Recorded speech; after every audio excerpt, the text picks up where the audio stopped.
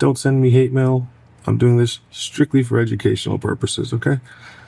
Hey everybody, welcome back. This is Candid Scale Modeling. I'm Adam, and this is the second part of kind of a beginner general tips, tricks, and how to build a model. Not much more to say about that. I'm using the M5A1 kind of as a guinea pig here. Working on doing this, one take format. So the only edits that you should see are chopping out big gaps and that kind of stuff. But yeah, enough about that.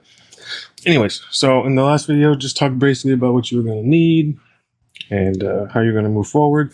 One thing I probably should mention is when I talked about the paints, for large areas, if it wasn't clear, by all means, you don't have to brush paint it. You can get yourself a spray can, what most people call a rattle can. It makes large areas, especially like someone's all one color, makes it much, much easier. But enough about that. Let's get to the meat of this particular one. Basically, we're going to start building this, and I'm going to answer a few questions related to getting going. Probably do, just do a couple steps for this video, and then the next one will continue on. So, what are you going to do when you get going? You're going to open this thing up, as you showed before, and you got your bits. You want to set, these are your decals. You want to set these aside somewhere safe, either in the box top, or, it's okay if they fall out, but that's all right. You don't put these somewhere safe. You don't want them to get wet or damp, because you don't want them coming off until you're ready for them. I usually just take and set them aside. I have a little paintbrush rack here that I stage all my odd and end stuff. Like I said, you can put them in the box top, put them in a plastic bag, you set them aside, put them in a drawer, just somewhere that you're not going to lose them. You're going to want to find the instructions, which are going to be this set right here, I do believe. Yep. You're going to put these somewhere where you have easy access to them. I don't need the Japanese instructions. You can put those aside. Now you got your sprues. And as I mentioned on the sprue, to find your parts, you're going to have a little letter and then numbers on the individual pieces. That's how you find them. Now, this one's not too bad, but in some cases, that letter can be a little hard to read. Either it's too small, it's too dark. Many different reasons why that might be the case. So something that you can do is just take a little label. I have a label maker kicking around. If you don't have that, you can take a piece of tape and just stick it on the end. Makes it much easier to just look and find it rather than having to go down and look here. Like I said, this one's not too bad, but some can be really close to illegible. Another thing you can do is you can practice your dry brushing. I'll have some videos on exactly what that is later, but you can look it up on the web how to do it, or however you may want to experiment. Basically, it's taking a brush with a little bit of paint, almost to the point of dry, and just gently brushing over it. Anything to help that pop out a little more. Makes your life easy. So, what I usually like to do with these is I set these aside, so I don't have everything staring me in the face. And well, let's start with one very common question that a lot of people ask. So if you look at the instructions, okay, we're going to build up the front of the hull, no biggie. We're going to build some drive sprockets. But then down here on the suspension, you got your road wheels, and it's telling you to paint it matte black. So a lot of people ask, well, when do you paint? And where do you paint your different parts? Because you got small parts, you got big parts, you got the whole assembly. To be honest, again, like most things you're going to hear me say, it all depends on you. Your options are, you can, if you want, paint them right on the sprues. That's perfectly fine. Let them dry, take them off, and use them. The only thing you're going to want to do there is if you do paint them on the sprues, when you do remove them, you're going to have a spot where there's no paint. So you're going to want to touch it up. You can take them off the sprue and mount them on a toothpick or a little bit of blue tack on a mounting device. Paint them, set them aside, let them dry. You can do that too. You can build up the subassembly, the whole thing. Paint them into place. Paint the wheels as well as the subassembly, all as one unit. There are some people who like to do that. Personally, when it comes to a lot of armor, probably 99% of the time, I don't paint anything until the very end. Once it's completely built up, That's what I'll paint it. Again, that's armor. Airplanes, cars, those kinds of things, a little bit different, but we're talking about a tank here, so that's how I go about doing it. So again, you can paint it on the sprue, you can paint it off the sprue, you can paint it as a sub-assembly, or you can wait till everything's assembled and paint everything at once. What it comes down to is you, your personal tastes, your style, your abilities, your preference. There's no right answer. The model's going to look just as good at the end, really, no matter how you do it, as long as you do it right for each individual step.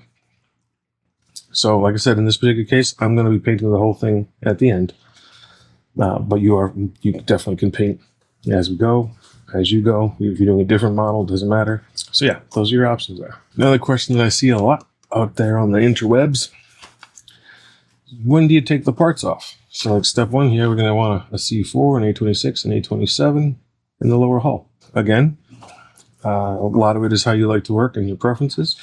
If you're just starting, if this is your first model, if you've only done one or two, I do strongly suggest that you take the part off that you're going to need at the time. So if you're going to glue C4 on, you grab the lower hull, take C4 on, glue it on, then A26, A27, glue those on. Helps keep things organized so you don't miss any pieces, lose track of any pieces. I also would suggest doing that if you're only going to be doing like a 5 or 10 minute session where you're just going to do a quick mount and that's it. As you get more comfortable, you build a lot more. Of course, you can take all the parts off at the time. The one thing I don't suggest is taking all the parts off the sprues and setting them aside. I have seen some people do that, especially with the Bandai Gundam models. That's amazing to me. I have no idea how they do it. They must have built so many that they can just look at the parts and know exactly where they go. That's even beyond me. What I like to do is take a step, take the parts off that I'm going to use for that step. I actually will lie them out, line them out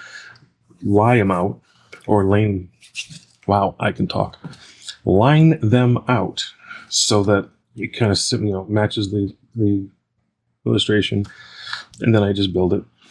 If I'm doing sets of them, I'll take all the parts out and I'll separate them into stacks, and then just assembly line it. This piece, this piece, this piece, this piece, that kind of thing.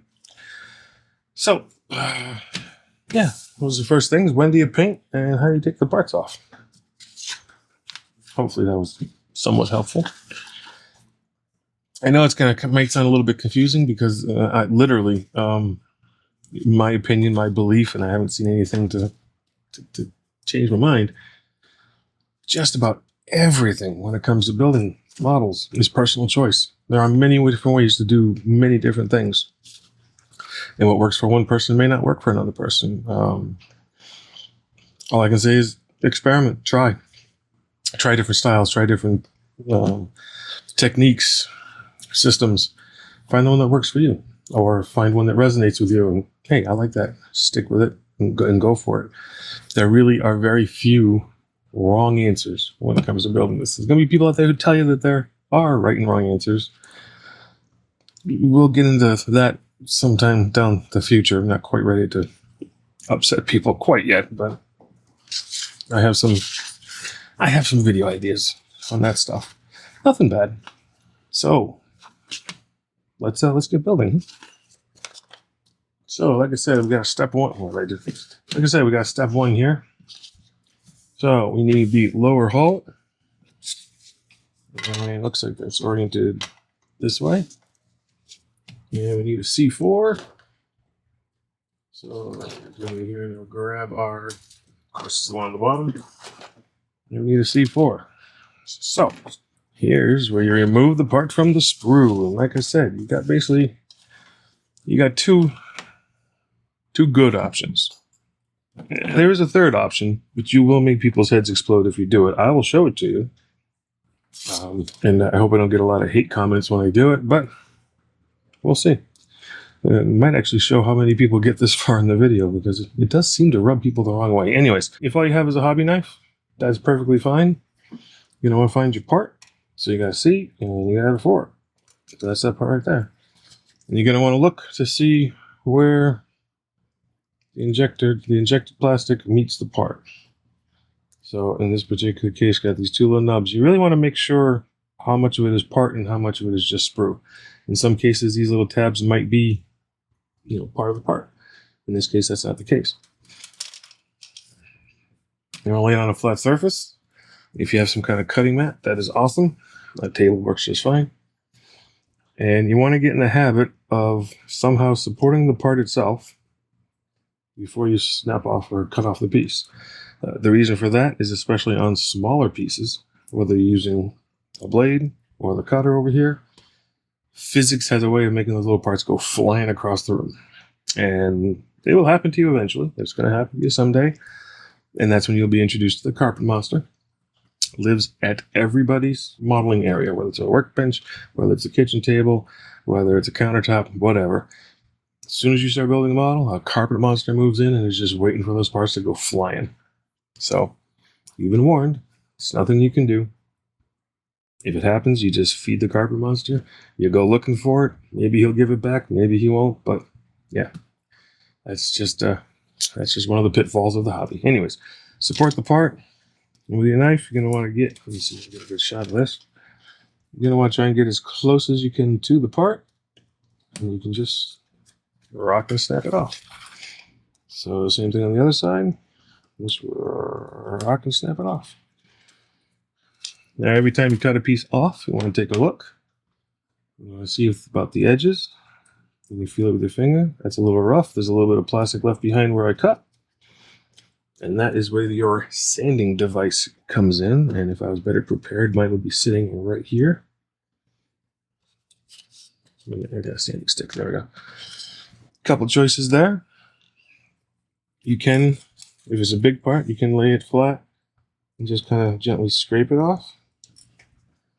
You can pick it up in your hands and using the back of the blade. Don't use the sharp edge of the blade. It's going to be a tendency to do that, and you're going to want to whittle.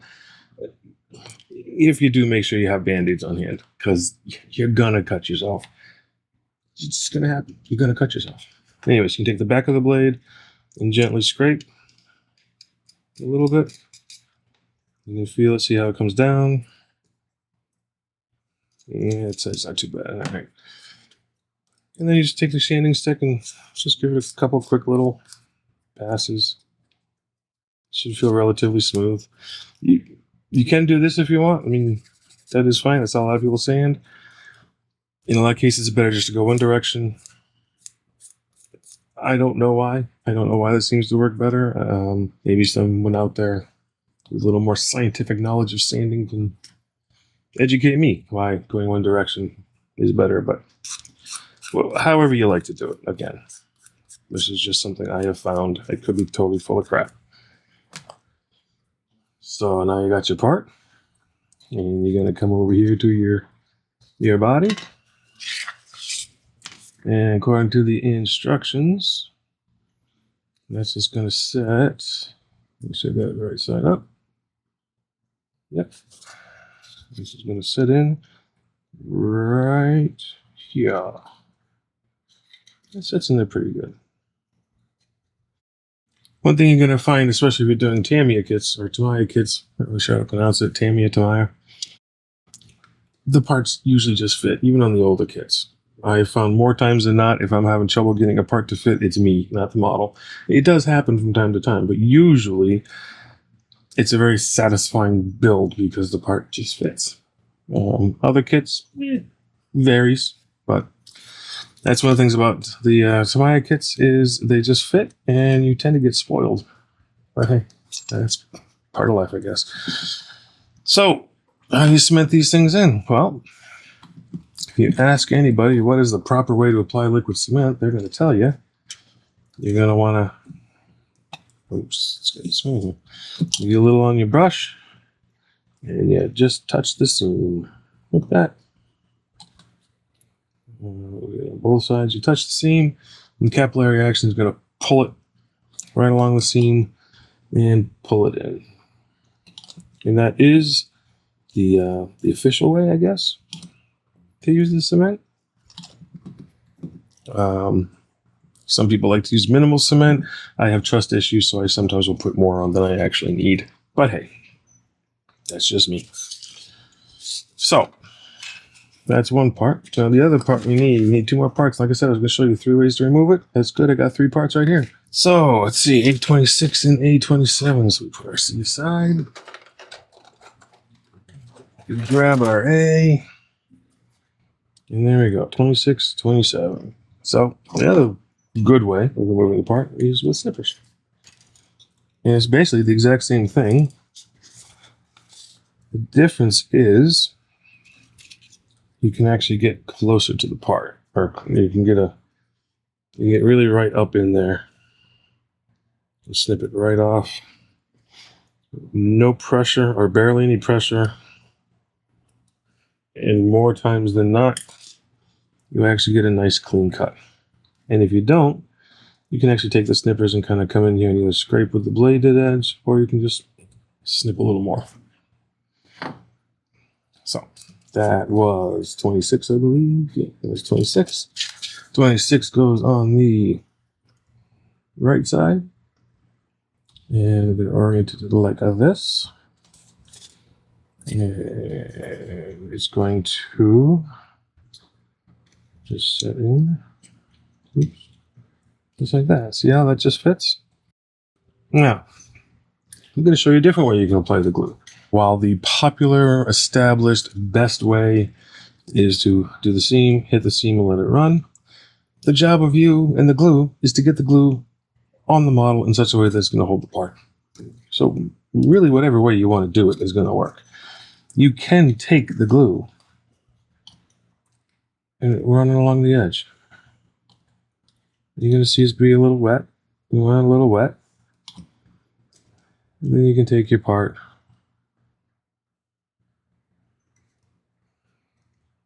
and stick it in there. Oops. You stick it in there. And guess what? It works just as well.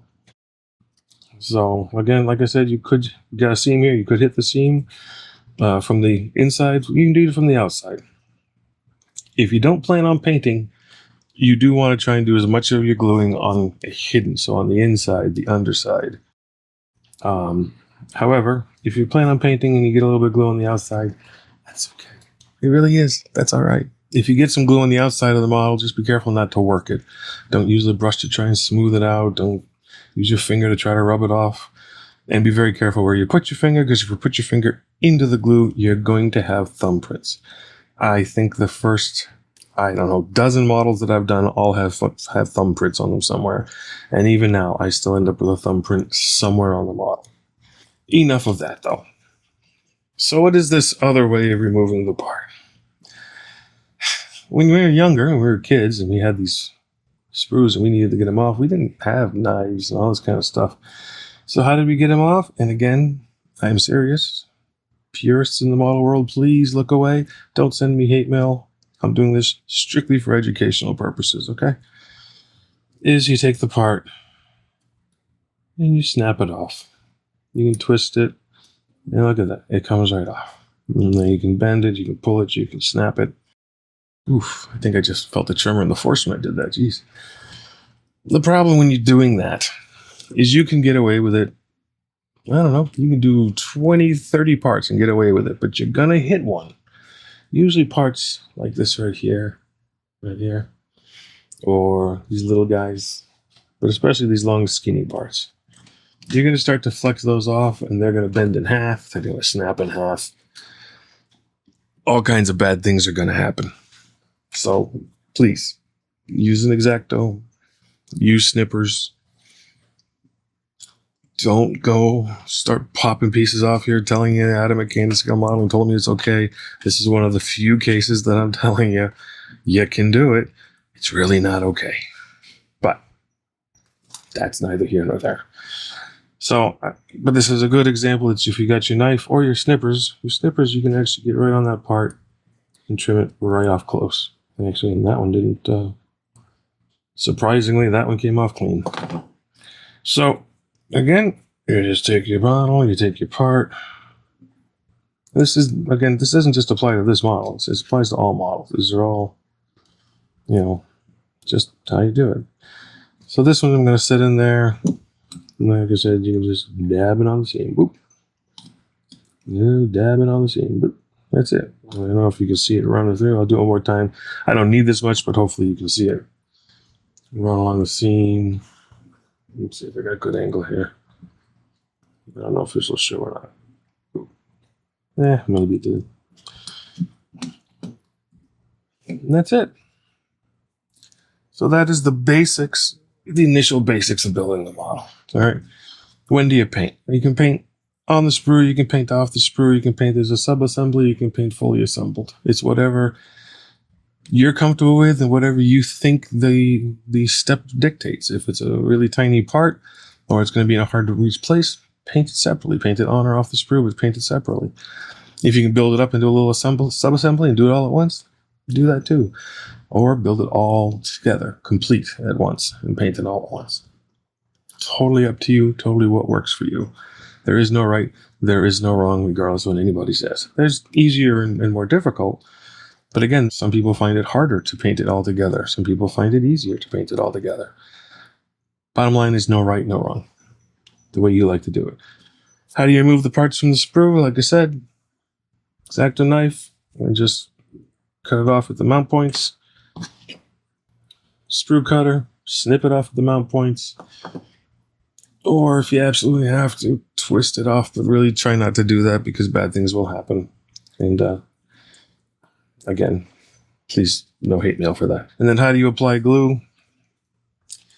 Get the pieces together, touch the liquid cement to the seam, or you can even just brush it on and get it in there. They really, your job is to get the glue on there. That's it. As we build along, I will show you other ways to apply glue too. This is even more than just spreading it on the inside or touching the seam. But we'll get to that. So, like I said, I didn't want this thing to go on forever and ever and ever. Thank you guys for watching. If you made it this far, I appreciate it. The next video, we will get more deeper into the build and talk about different scenarios as they come up. Small parts, big parts, hard to handle parts. We'll get into painting. In another video in the series, we'll get into painting. We'll get into detailing. I may even, I'll make a deal with you. If enough people watch this and enough people are interested, I'll even give the figures a shot. I'm not good at figures, but I will risk embarrassing myself and giving the figures a shot if there's enough people watching it. So yeah, that is it, my friends. Again, thank you for stopping by. I appreciate you taking your time to hang out with me a little bit. And until next time, happy modeling.